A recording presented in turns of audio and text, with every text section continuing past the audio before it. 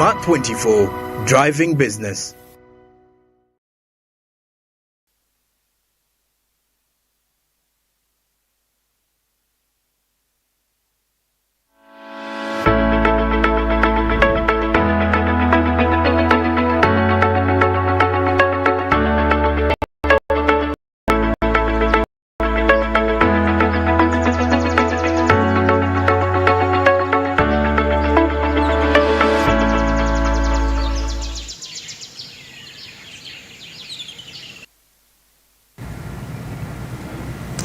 A very good morning once again. It's always a delight to have you join us. This is Doreen Kemcha. I'll be taking you through this session where we get to talk to someone who gets to give us insight, business insight in this particular segment. What is happening this time around in Uganda, especially post is happening to tourism, to the tourism sector. We've had quite a number of different mutations, if we can call it, different changes that are happening within the tourism sector.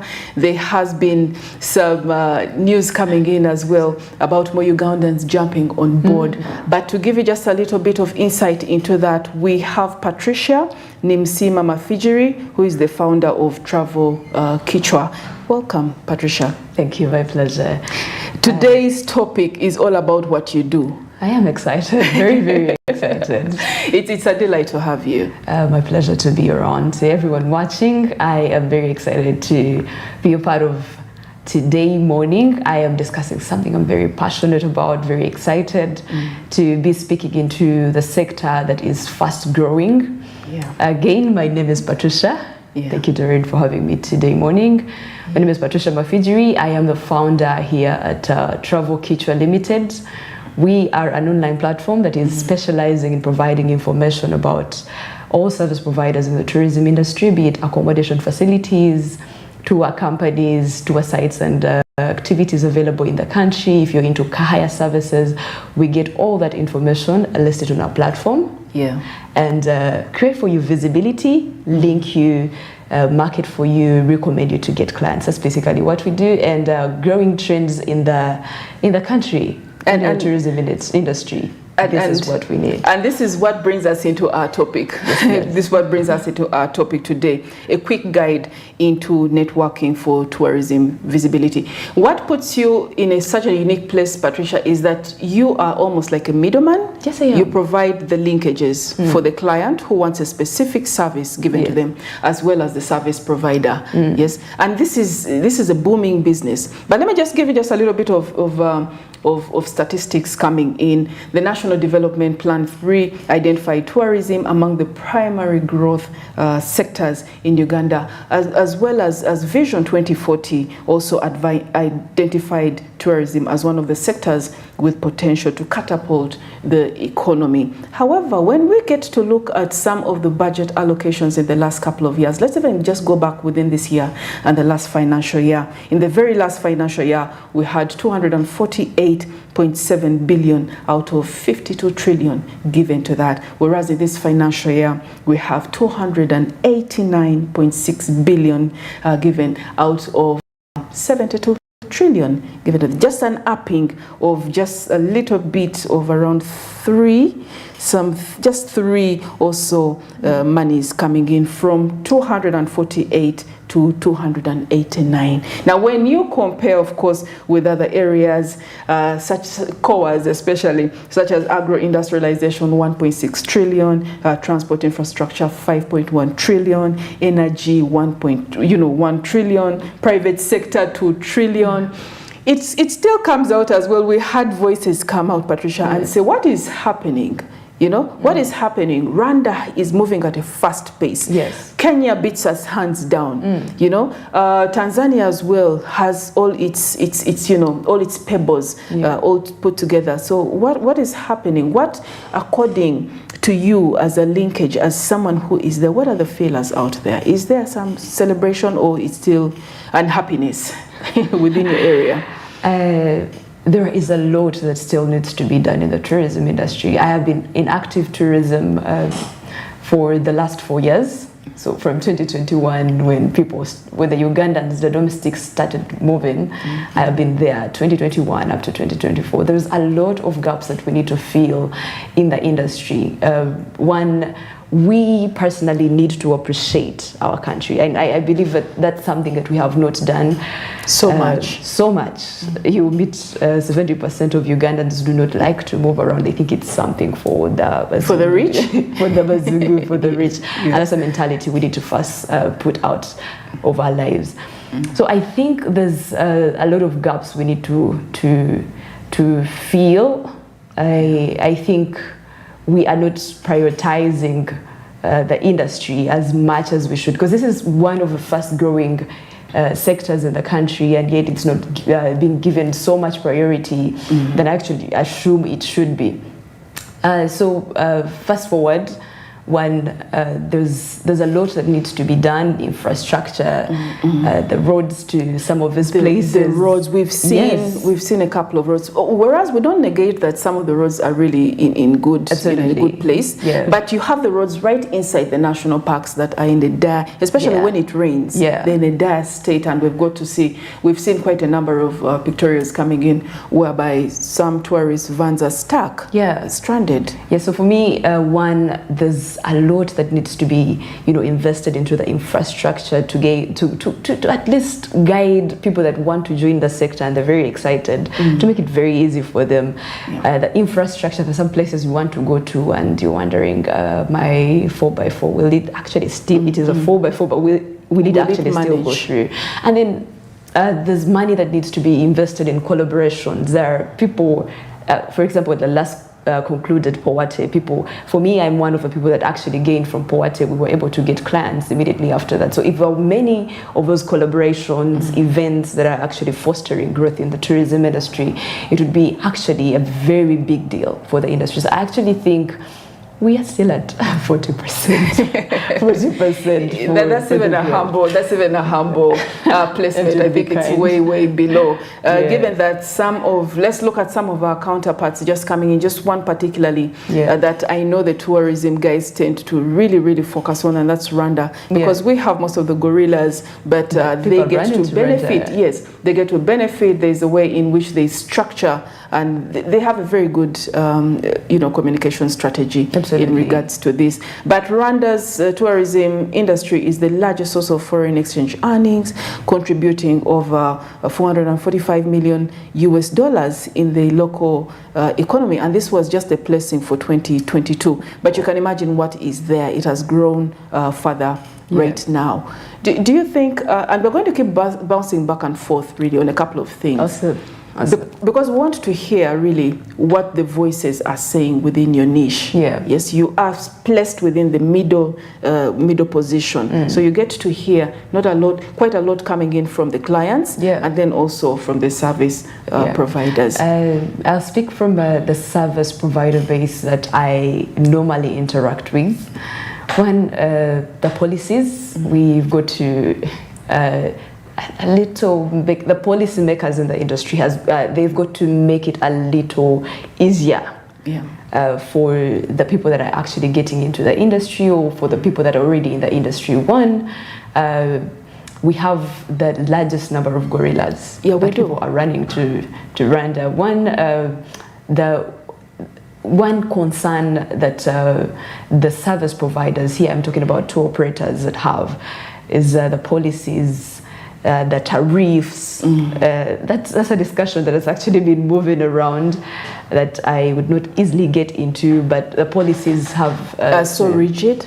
Yes, they are. They are, and very harsh, especially on the people that are starting out in the market. So if they made it actually a lot easier, it would be booming up there. So the policies, the infrastructure also has a problem. Yes, the roads. It's easier for someone to actually charter a flight to maybe get a flight to Rwanda than them want to either use the road or the charter flights here from Kampala to Windy to go track the gorillas. It's easier, and someone would actually tell you that they would go to Rwanda, they would actually take their clients to Rwanda than bring them here in Uganda, because one, the policies are infrastructures, it's and then the prices are so high as well. Yes. Recently we had a couple of of issues coming in regards to the permits in tracking the gorillas. But most importantly, as we look at the tourism sector, especially inviting Patricia to come in and tell us just a little bit of what is happening on either sides, the clients as well as the service providers. What are they saying? One of our interests in this is not only because this sector has been highlighted as having a focal positioning to be able to catapult Uganda's economy, but also given the fact in most cases that Uganda's the tax base is being widened. We need quite a lot of monies coming in. Uganda Revenue Authority is right now on spot trying to look for different areas in which it can get monies, and yet we see with the budgetary allocation that not quite significant amounts are being poured or channeled into this particular sector. So we would want to get down first, start from the base and find out what are the challenges, what can be done before even the issue about increasing the tax base comes into play. You mentioned something about domestic tourism. Yes, yes. We had this discussion, this conversation with someone else, and they said on the contrary, that domestic tourism is on the increase. It is. Very many Ugandans right now, I don't know, Ugandans seem mad. They're crazy about, they get excited. More. Exactly. They're very excited. They will jump on the wagon, get down to, any food fests that are there. Yeah. Right now, there are a couple of women are doing very well in regards to cultural tourism, as well as the culinary aspect of that in different places within Wakiso, within Gayaza area, and part of Mukono. Yes, we've seen that happening. Yes. What are the service providers telling you about Ugandans, especially in regards to domestic tourism? I would want to confirm that from post-COVID, 2021, domestic tourism has been on a rise. Very many Ugandans are now very passionate. If you get into the parks, Ugandans like full, and it's very exciting. It's very exciting to see Ugandans get into their country, love it, explore it. It's exciting. We have seen a couple of women, of course, also get into the sector. I'm one of the women that got into the sector, into the domestic tourism phase, and it is exciting. It is very exciting. For me, growing up, I used to think this is a man's world. But now look at it in the perspective of Ugandans are into the thing, they love it. So I pray we would support the young people that are joining the tourism industry. One, through, it doesn't have to be finances. You know, when you say support, people think it's finances, but it's actually not. One, mentor those people that are getting into the industry. Mentorship is very key. There's a lot of skilling going on, but people actually do not know about it. So this is to employ UTB to do more of these trainings. We have a couple of domestic service providers getting into the tourism industry, but they actually don't know what to do. So what if there was more equipping on itinerary development, on business development, on product development for these tour operators that are getting into the sector, and they are actually very passionate, but they do not know what to do. So yes, a lot still needs to be done. Yeah, a lot needs to still be done, but equipping, skilling, collaborations. Let there be a market where, for example, UTB says we are bringing in. I was very excited for Poate because I'm one of the young people that was able to, exhibit and also get potential clients out of it. But what if there were more of such events that are fostering collaborations, fostering growth, fostering networking for some of these people that are joining in the industry? It would be very exciting. But I've also known for sure that because we've had discussions around tourism, what about if I know for sure there are a couple of groups that are out there that are really the tourism promoters, quite passionate youth that are there driving the narrative about tourism. And a lot is being done, especially in enabling. Who do you expect to come in and continuously put in place maybe the skillings and the trainings and all that? Do you want it purposely coming in from UTB per se, or you would want different stakeholders coming in on board? I would want for it to be done by different stakeholders in the market, but it begins, of course, with the policymakers.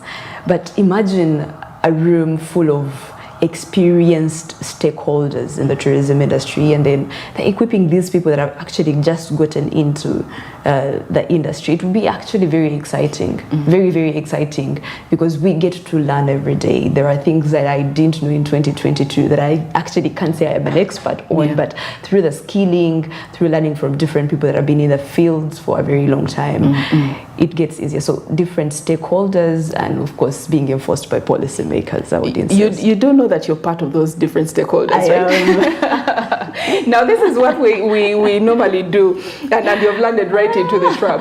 This is what we normally do here at Smart 24 TV. Remember, earlier on we had a conversation and we said we should shift away from the narrative of government to Yambe.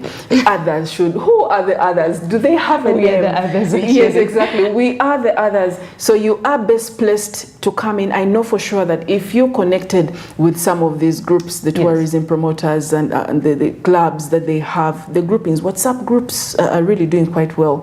And they do have quite a huge number of passionate youth on board. But they have also the ability to come in from all the different regions, coming in together under one particular platform. Now imagine if you, as part of that sort of, were able to come in and say, oh, by the way, why don't we come together? The very first thing I'm sure they would ask you is, how do we have a sponsor? Can we be able? And this is maybe what UTB is waiting for everyone to rally aboard. No funny feelings. Yes, just come, present a very good concept. Do you think it wouldn't fund you if you came up with an idea like that? I think it would. There have been a couple of, we are leveraging social media, we're leveraging technology. There are a couple of Twitter spaces that, we just have to be intentional about what we need to learn. So one, you can take advantage of Twitter spaces before you get into the platforms that are available that speak about these aspects that we want to hear. But also as well, there are very many associations that are bringing together different stakeholders in the tourism industry. So take advantage of the associations, UTO, ESTOA, OTO, and all that. They're doing a lot of equipping, and I commend the efforts they're putting in to skill people. But what if we were doing more? There's quite a lot to What be if we were doing more, but also collaborations, equipping? Yes. I love the fact that you're asking yourself this, what if we were doing more, and what else can we do more?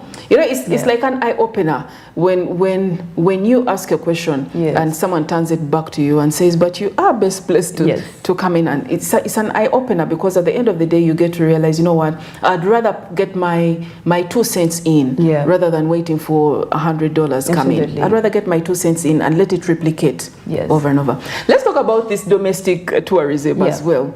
You can see that most of the strategies are sustainable. They are looking, most of the, whether it's Kenyan, whether it's Rwanda, Rwanda looking at the, at the gorilla naming, getting different football players and football teams to market Rwanda. And then you also look at the different strategies coming in from Kenya and Tanzania. You can see that they're really geared towards sustainability.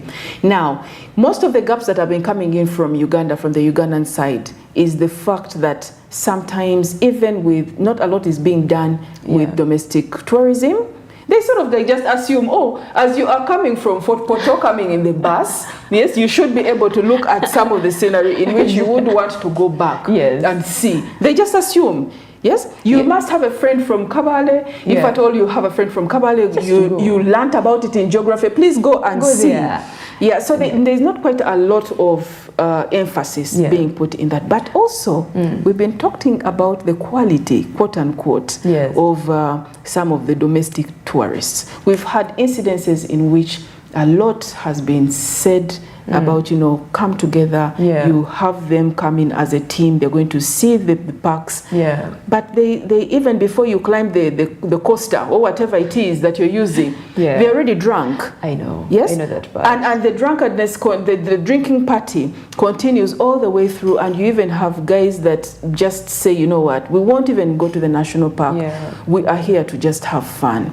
How sustainable is that? It's very sad. I'll first speak into the question one of the what should be done first, and then I'll speak into what should we do as domestic people that are in domestic tourism. What should we leave? What should we leave out that is actually not building us? So, to everyone that is watching me, it is very important. I think one of the things that we are lacking in the tourism industry at the moment is marketing. Marketing is a very important aspect in this business, very important, because one, throughout the tourism service providers I am dealing with, their biggest, one of the ones that are already established and the ones that are coming out is the marketing, is the visibility. I think we are not marketing our country more. Look at what other people are doing out there, other countries are doing out there. So the marketing, and then we as a tourism service providers, as stakeholders, you as a tour company, you as a hotel owner, everyone in the tourism chain, marketing. I will speak into exactly what I do. I spoke about visibility. That's what we provide as Travel Kichwa. And I think it's it's a gap that needs to be filled. You come into the country, as a Ugandan, you do not know what to do around the country. You're actually mumbling, where should I go? What should I do around? You do not know where to sleep. This information is actually not there. You do not know the tourism operators to take you around. You're literally struggling to find the information. So while we were starting Travel Kichwa, we were wondering, what if there was one consolidated platform, locally made? We are a local platform, locally made, that understands these things better, that can actually, boost the visibility of these tour companies, the visibility of these hotels that are in the tourism chain, make sure that all those tour activities are out there, all those tour sites are available. There's not enough. There's no database. There is not enough. There's not enough information going out there for those even who want to come into Uganda. Not even just those who want to come into Uganda, but the Ugandans themselves. Like I said, in most cases, people assume you learned a little bit of geography, just windy. How do you not know your country? Someone will even ask you. So I think there's so much to do in marketing that we haven't done.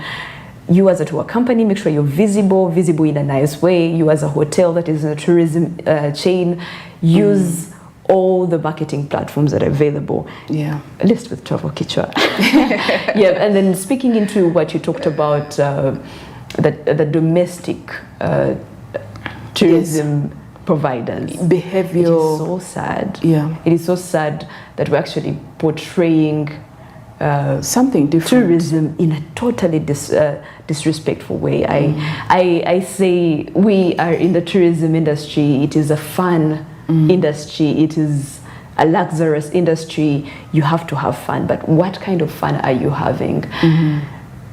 You get into a van of a domestic tourism service provider, and everyone is actually at City Square. Everyone is already intoxicated, drunk. They are like, okay, we are doing fun, nothing else. But that's not actually what we want for the industry. I think it begins with licensing these tour operators.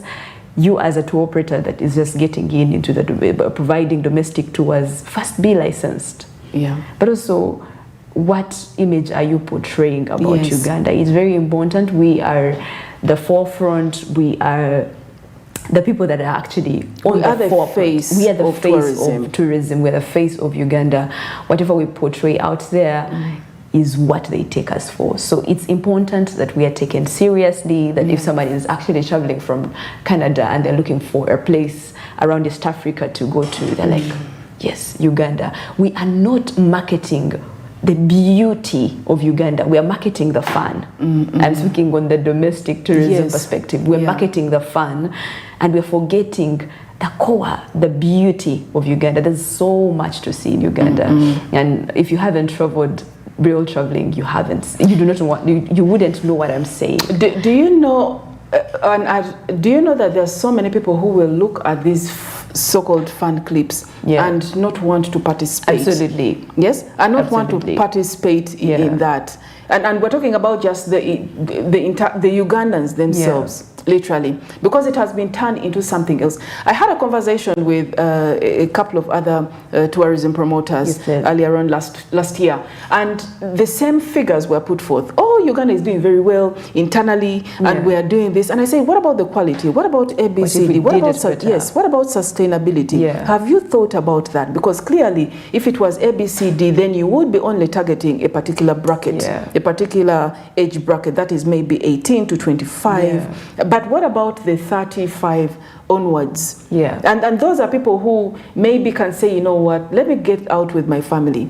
Okay, 28 onwards every year for purposes of family bonding. That is sustainability. Absolutely. We want to be able to travel to as a family, and that is, remember, this includes not just a couple that is coming in and saying, oh, we are in our 20s, this is a time to have fun. But you are talking about, this is someone that begins saving intentionally with his spouse. Yes, and they start saving from January, and they know that this time around we're going to Fort Portal. We are a team of around 8 people, my entire family members. You can imagine the amount of expenditure they will do per year if they are able to do that. But when they get to see the way it is put out there, the packaging. The packaging is actually very bad. We've got to package ourselves better. I understand there are different demographics in the tourism industry, of either targeting the young, the middle-aged. But what do you portray? I think the packaging of what we are putting out there must change. If you are traveling, you're going to, for example, Madison Falls, there is something you have got to see. And that you have actually said, we are going to Madison Falls. Let the perspective be Madison Falls, for heaven's sake. At least 85% of it must intentionally be that. So the narrative must change of how we choose to package for our country. The narrative must change. We need to market better. And honestly, the whole strategy must change. The whole strategy must change. Even if you're targeting the young, we're looking at sustainability. What we package for our country is how we are going to be looked at. Let's market better. There are different, many ways of marketing and packaging our country than we are doing at the moment. Yes, Doreen. It's so funny how we get to talk about these things. We should be able to not only just talk about these things, but move on to the next part. Can we do something about it? And this is something that we're very keen on here at Smart 24 TV. Normally, when we have discussions like this, we say we're going to stalk you for the next couple of months, and then see if you did. So please take that as a challenge, Patricia. That's a challenge for me. Yes, exactly. How is it for the women coming into the business? We've seen such a surge in the numbers, and this was predominantly male. One, because it involves quite a lot of travel, up and down. It's hectic. It's hectic planning for a team. In regards to offering linkages for service providers, what are the women saying? What feedback are the female service providers saying? Are they having fun? Is there discrimination? What is happening? It's exciting. They are fun lovers as well. It's exciting seeing women get into a sector that was predominantly male and thriving. A couple of women are thriving in the sector, and it's very exciting. As a woman who is after women's other crowns and seeing them with crowns on their head, I am very excited for whatever the tourism industry has for us. Women have gotten into the sector. They are consolidating their positions. If you meet a woman in the tourism industry, they are focused. Women, we know how to focus. Yes, They are yes. focused they are passionate, and they are learning, ready to learn. They are excited. They're excited. They are willing to take on any opportunity that comes underway. And I do not know There's about quite a lot of potential. yes, there's quite a lot of potential. I do not know about challenges. They haven't given you that feedback as yet. Are they making profits? Are they making losses? They haven't given you that. They are learning. They are learning. Yes, this is a sector that was predominantly not female, and that we're getting in. We are learning. Quite a number of women are coming on board. Yes, we are learning. We are passionate. We are excited. We're ready to take this on another move, and I cannot wait for the next 2 years. Is it so easy, yes, as it is being purported out there, to start a tour company? Is it very easy? Let me just put this. Can you get up one morning and say, I can do this? Yes, Patricia has said it's easy. Dolly has said it's easy. I can do this, I think. And then immediately you make up a couple of flyers and start the next day. Is it easy? I would say for the few months, that I've been an entrepreneur, that's something that needs structuring. It needs planning. You do not wake up in the morning and say, hey, I'm starting this. No. Actually, if you woke up today and you said, I can start a tour company, you would be lying. There's a lot to learn. There's a lot to plan for. It's not as easy as it looks. People think that you just wake up in the morning, put a flyer, hey, we are going to Ginger, and that is it. That's not what it is. But there are many who are doing it. And they're doing it the wrong way. They're doing it the wrong way, but they're making money. I don't think they're making money, but it's not sustainable. But it's not sustainable. Yeah. Why are we saying this? Because the informal sector in Uganda is huge. Exactly. And these even have words that are given. But we also know for sure that we just had a conversation about this all around the informal sector. Yeah. Is the fact that someone can just come. I know that Patricia is there and I'm a friend to Patricia, and then I'll come up to you and say, you know what, just give me the ABCs. Which place is not so back-breaking, is affordable. I can be able to maybe bring in someone at 100,000 and make, get 40,000 out of that plain profit. That is my money. And you will give me a listing, do this, get in touch, even help me get that, get the car hire, and everything is sorted. Yes, and then I will do this and come off with my clean money. Doreen, it's beyond that. It is beyond that. I've been in the industry for the last 4 years. I was working for Rambura Safaris, quite an amazing company. And I wouldn't say right now I would actually start a tour company. No, it takes beyond designing a flyer and putting it out there. It takes beyond that. It goes beyond what that. We see. Yes, you can start up, you can wake up in the morning, design a flyer, get your friends on board. But first time it will, you'll be like, I have made money. And then the second time and the third time. How sustainable is it? I keep coming back to the point of equipping. I have personally done a lot of business development, product development, and I wish every person that intends to start a business can first go through that phase. It's quite amazing. Training, you cannot wake up in the morning, put a flyer out there, get money first time and expect that it's actually going to continue like that. No, it takes beyond that. For a tour company, there's beyond designing a flyer. There's beyond designing a flyer, there's beyond convincing your friends to come through. There's a lot of planning. There's a lot of training that you need to do. There's a lot of equipping. We are in the hospitality industry. There's a lot to first learn for you to actually get into the sector. And I would actually speak to every young person who actually wants to join the tourism industry to first go through a training, equipping, a lot of planning processes. And not just go through the excitement. And not just jump. because of excitement. Now, this is fascinating, actually. When you get to think about it, Uganda has been highlighted as one of the most entrepreneurial countries. That means every day, even right now as we talk, there is someone that is starting a company, and it's going to be quote unquote the boss. I can do my own stuff when I want to, how I want to, and I will make money. However, we also have some of the highest business failure percentages. The rates are so high, and most of the businesses that are started do not actually get to see their second birthday.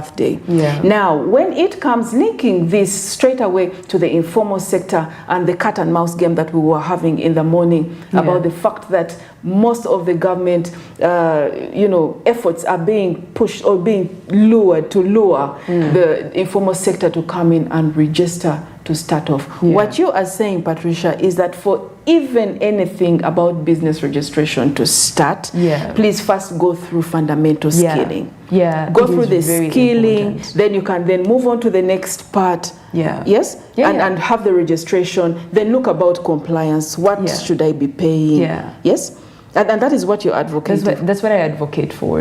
A couple of times we run into something, spending a lot of money, and then it's so sad that it doesn't work out before it sees its first birthday. But do you know how many people are twisting it, are doing it upside down? They first start. It's so sad. Then they first start and then they say, now let us just move along, and if it has worked out for A, it will work out for me. There's a lot of business research that you need to first do before you start a business. Is the product you're actually packaging for your clients, do they actually need it? You're starting out, but are people interested in your product? That's something that people need to first do market research. First do market research, do a couple of trainings. Why do market research when I can come to you and you give me all the... It's a part of the market research. You know how we think as you guys train. Yes. And then do a lot of compliance. It's very important. We tend to want to run away from it. But we want the easy stuff.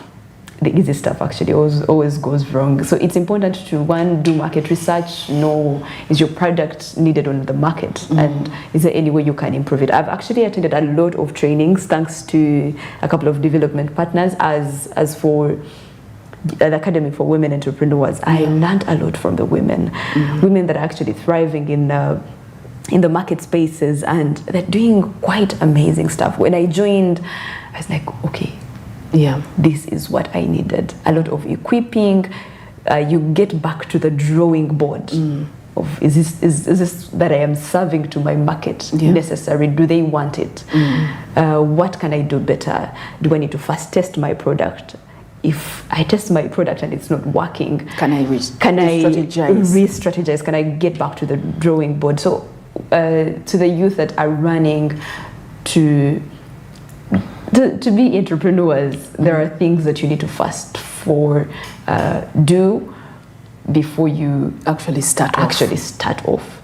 And as we have these discussions, we get to look at different angles and different sectors within the Ugandan economy, because a lot has been said about how very many businesses out there are still informal, how the government is losing out. But also, when we look at this, we don't look at it in isolation. We're looking at the bigger picture. We are looking at the survival rate of these businesses. We're also looking at the fact about, revenue, the URA may be trying to run after these businesses and encouraging more businesses to come on board and ABCD. But the reality about it is that even at the top, as they are saying, there is money here in Emyoga, in all these circles, in ABCD. Can you start something? The reality about it is that most of the persons who are starting, entrepreneurs, are ill-equipped to actually start those businesses. Yes. When it comes down to you, are you registered? Are you paying your taxes? Is all that happening? Or you're working on it? I am actually fully registered. I registered with URSB. We did registration before we actually began any operations. Okay. You did the right way. Yes. And then, I am a taxpayer. Travel is already a taxpayer. Okay. We are compliant. Yes. What are those 3 things that you would want, especially for the person watching now, so that if at all they are getting into this business, they should be aware of ABC? What are those 3 particular things they should know so that they can prepare? prior? Yes, one or two, three things. One, do a lot of market research before you get in. Two, you should be able to network, make collaborations. Collaborations and networking in the tourism sector is one important thing that one cannot neglect. There is no way. Yes. Networking, collaborations, market research, understand the trends keep changing. Every time. Yeah, and then the aspect of marketing. You're not ready to market, and then I guess you should first put a comma to your business. Oh, marketing. When you say marketing, online marketing is Online what marketing, works? networking is a part of marketing as well, actually. Yes. Yeah, so online marketing, use anything that is available, any tools available to be able to market for your business. Yeah. Yeah. Are these the three cores that have worked for Travel Kichwa so far? For sure. We have done so much of market research. We went first, before we started the business, did the data collection, did feedbacks. We did feedback from the people that are actually giving the product. Yeah. What are the challenges? Is there any way we can actually come in to fix the challenges? We are still doing feedback collection up to date. Things keep changing and you need to keep doing the research for your business to thrive. Two, we have done a lot of collaborations, a lot of networking as a business. Whenever we see something and think that there is knowledge that we can actually get from it, we go for it. So be able to do a lot of collaborations with the different other stakeholders in the market. We did that and we're still doing it. And then yes, we're doing a lot of marketing. We are a marketing channel, but we still want to go ahead and market for Travel Kichwa, which is already a marketing platform. Yes. Yeah.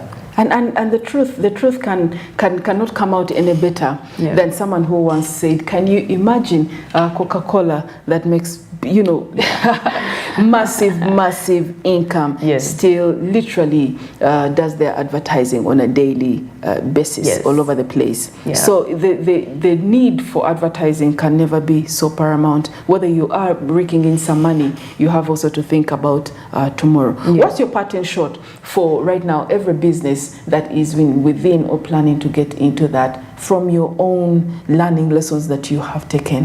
What is your parting shot to that business owner, given your challenges, given the challenges that I have gone through? One, whenever you are doing any contracts with the vendors, yes, that's interesting information.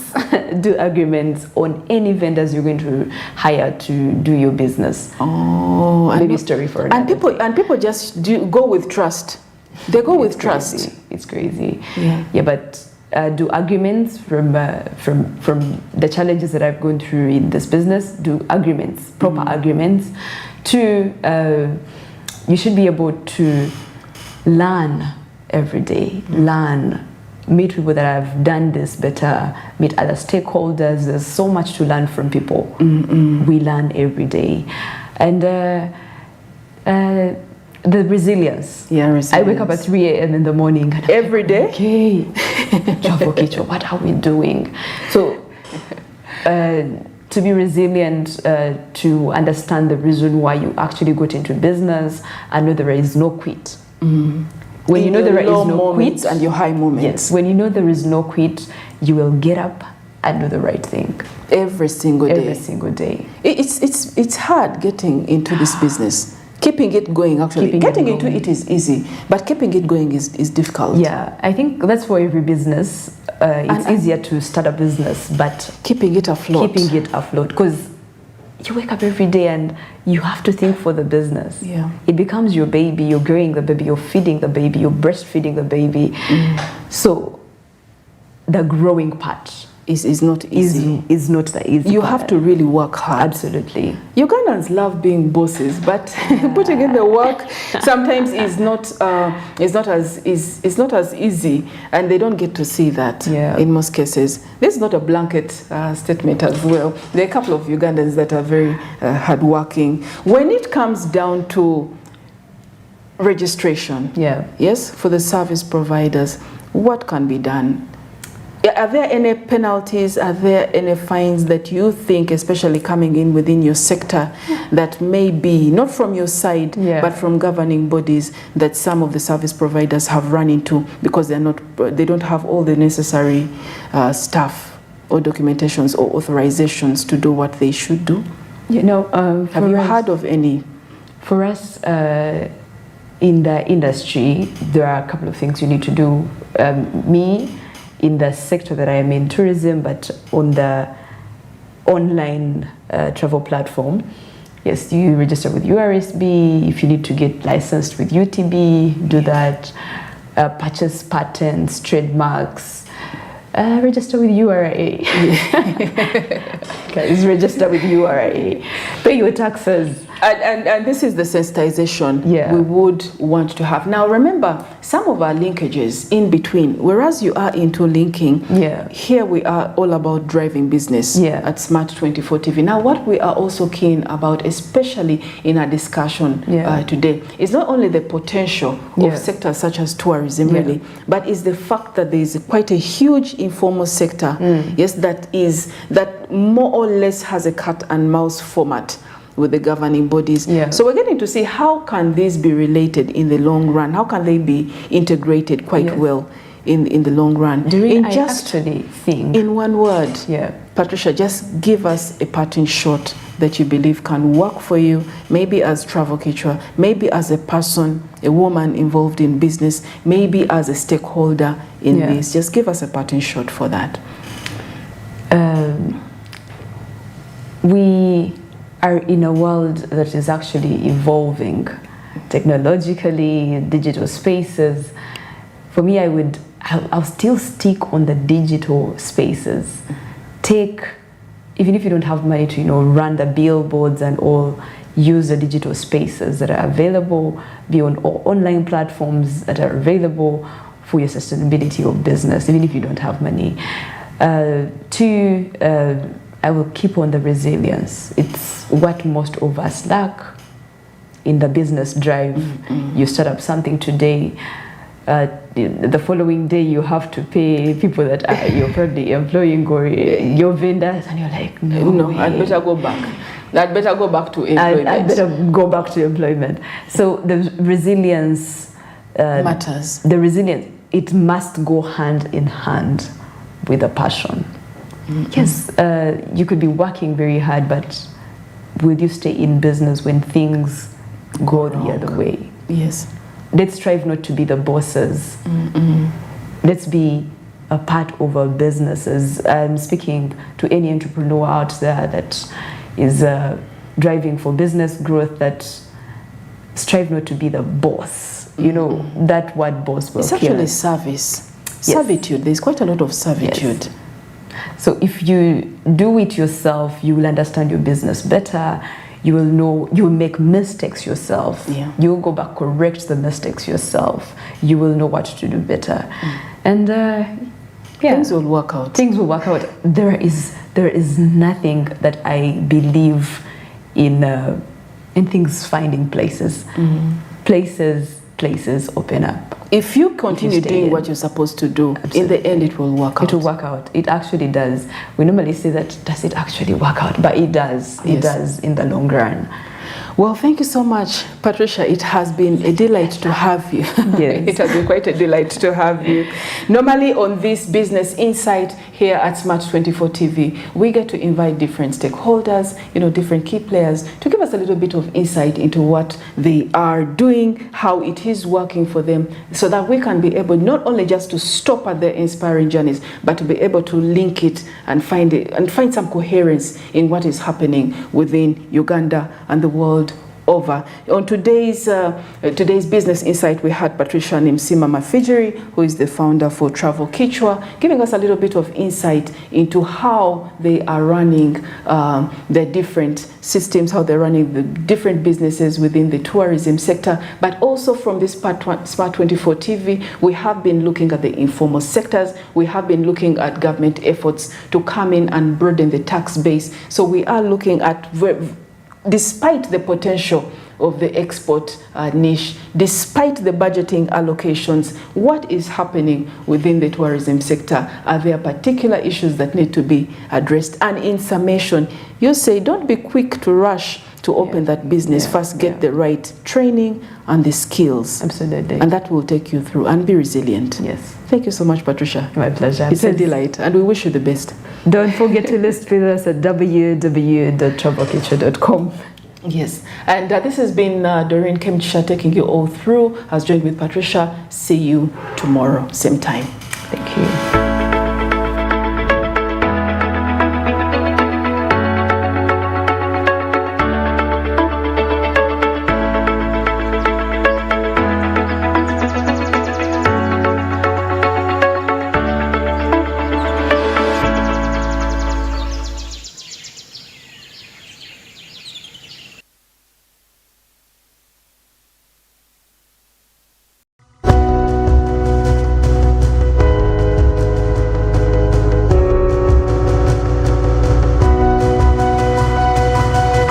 Smart 24, driving business. Luxury redefined at CSAN Hotel as you indulge in the splendor of elegant living, fit for the royalty that you